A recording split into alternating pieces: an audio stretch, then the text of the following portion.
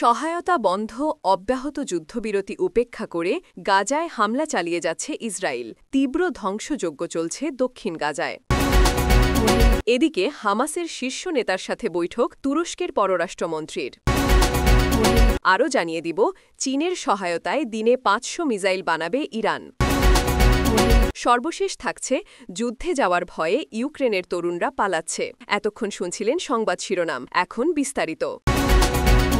যুদ্ধবিরতির আন্তর্জাতিক আহ্বান উপেক্ষা করে ফিলিস্তিনের গাজা উপত্যকায় নতুন করে তীব্র হামলা চালিয়েছে ইসরায়েলি সেনারা। শনিবার গভীর রাত থেকে রবিবার ভোর পর্যন্ত দক্ষিণ গাজায় খান ইউনুস ও রাফা এলাকায় একাধিক বিমান হামলা চালানো হয়েছে। এতে বহু বেসামরিক মানুষের হতাহতের খবর পাওয়া গেছে। স্থানীয় সূত্রে জানা গেছে, ইসরায়েলি যুদ্ধবিমান ঘন বসতিপূর্ণ এলাকাগুলিতে টানা বোমা বর্ষণ করেছে, যার ফলে অসংখ্য ভবন মাটির সঙ্গে মিশে গেছে। ধ্বংসস্তূপের নিচে বহু মানুষ আটকা পড়ে আছে বলে ধারণা করা হচ্ছে। জরুরি উদ্ধারকর্মীরা জানান, পর্যাপ্ত সহায়তা ও জ্বালানির অভাবে উদ্ধার তৎপরতা ব্যাহত হচ্ছে। এদিকে জাতিসংঘ ও বিভিন্ন মানবাধিকার সংস্থা বলছে, চলমান সহিংসতার মধ্যে গাজায় মানবিক সহায়তা প্রায় বন্ধ হয়ে গেছে। হাসপাতালগুলোতে চিকিৎসা সরঞ্জাম শেষের পথে। খাদ্য ও পানির তীব্র সংকট দেখা দিয়েছে। জাতিসংঘের মহাসচিব আন্তোনিও গুতেরেস আবারও যুদ্ধবিরতির আহ্বান জানিয়েছেন, কিন্তু তাতে সাড়া না দিয়ে ইসরায়েল সন্ত্রাসবাদ মোকাবেলার যুক্তিতে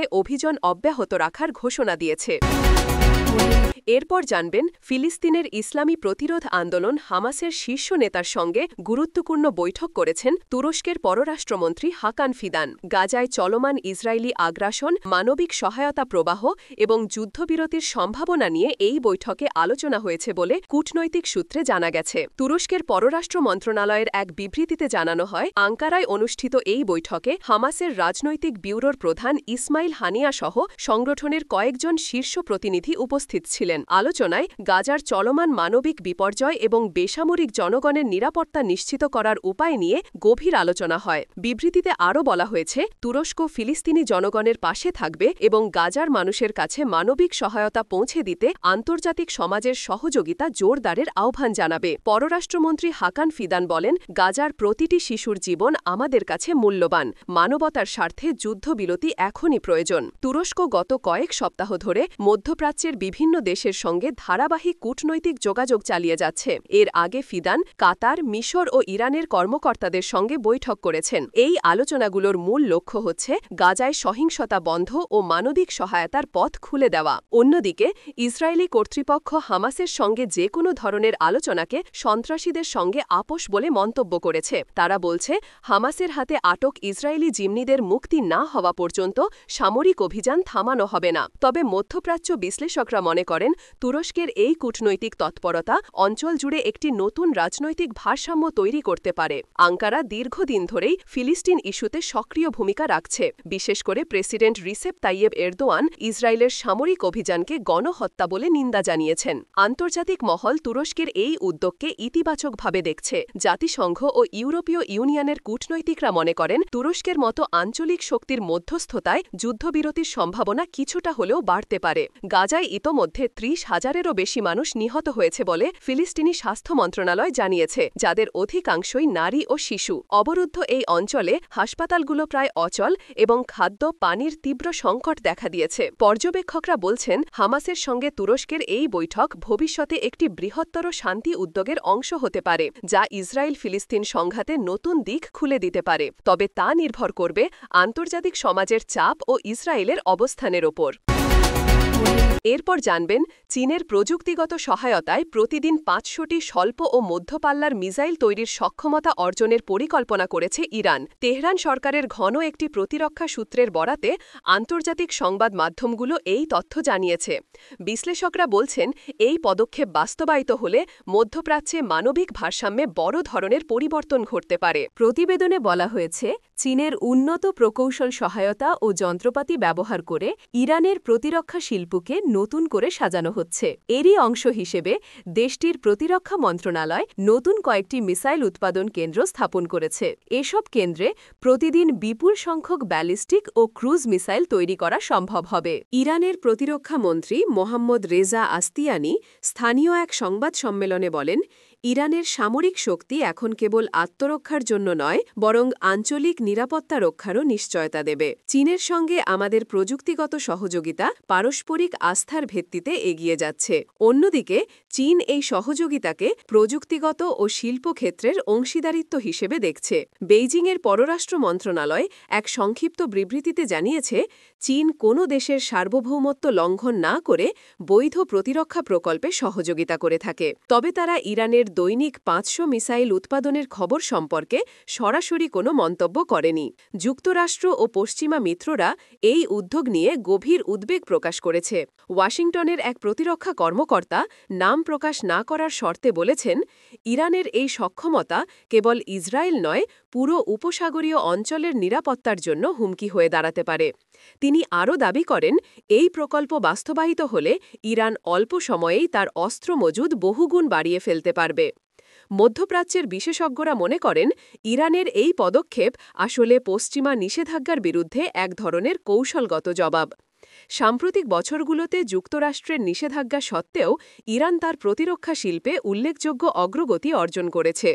বিশেষ করে ড্রোন প্রযুক্তি ও ক্ষেপণাস্ত্র উন্নয়নে দেশটি রাশিয়া ও চীনের কাছ থেকে সহায়তা নিচ্ছে বলে ধারণা করা হয়।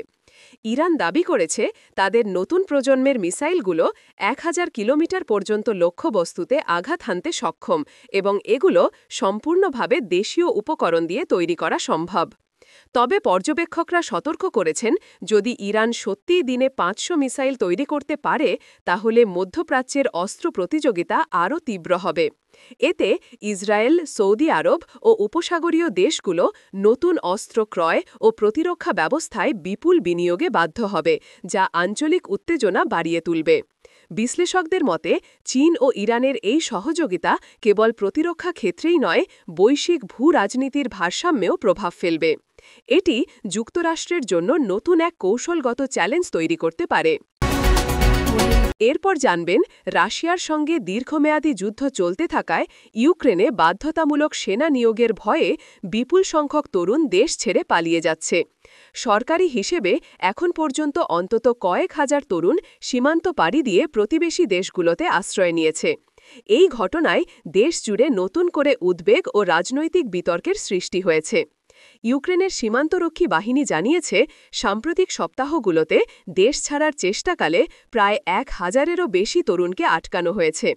তাদের অনেকেই অবৈধভাবে নদীপথ ও পাহাড়ি রুট ব্যবহার করে রোমানিয়া ও হাঙ্গেরিতে প্রবেশের চেষ্টা করছিলেন।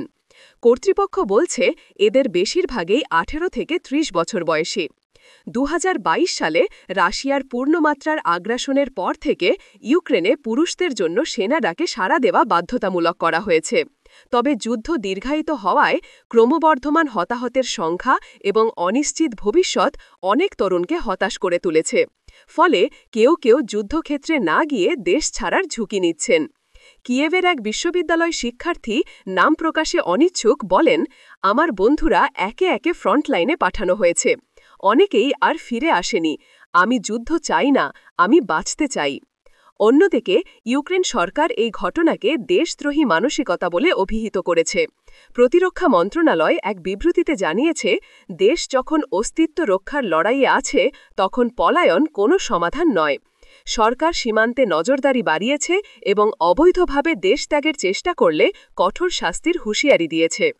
তবে মানবাধিকার সংস্থাগুলো বলছে, যুদ্ধ ক্লান্তি এবং মানসিক চাপ তরুণদের পলায়নে বড় ভূমিকা রাখছে। ইউক্রেনের কিছু অঞ্চলে অর্থনৈতিক সংকট ও কর্মসংস্থানের অভাব পরিস্থিতিকে আরও জটিল করেছে। রোমানিয়া ও মলদোভার কর্মকর্তারা জানিয়েছেন, সম্প্রতি তাদের সীমান্তে ইউক্রেনীয় নাগরিকের সংখ্যা বেড়েছে। কেউ আশ্রয় চাইছেন, আবার কেউ ইউরোপের অন্য দেশে যাওয়ার চেষ্টা করছেন। মধ্য ইউরোপের নিরাপত্তা বিশ্লেষকরা মনে করেন, যুদ্ধ যত দীর্ঘায়িত হচ্ছে, ততই ইউক্রেনের ভেতরে মনোবল হ্রাস পাচ্ছে। যদিও পশ্চিমা মিত্ররা কিয়েভকে অস্ত্র ও অর্থ সহায়তা দিয়ে যাচ্ছে, তবে মানব সম্পদের ঘাটতি এখন ইউক্রেনীয় বাহিনীর সবচেয়ে বড় সংকট হয়ে দাঁড়িয়েছে। একজন প্রাক্তন মার্কিন কর্মকর্তা মন্তব্য করেছেন, আমরা অস্ত্র পাচ্ছি, কিন্তু যোদ্ধা হারাচ্ছি। যুদ্ধ শুধু সাহস নয়, ধৈর্যও চায় এবং মানুষ ক্লান্ত।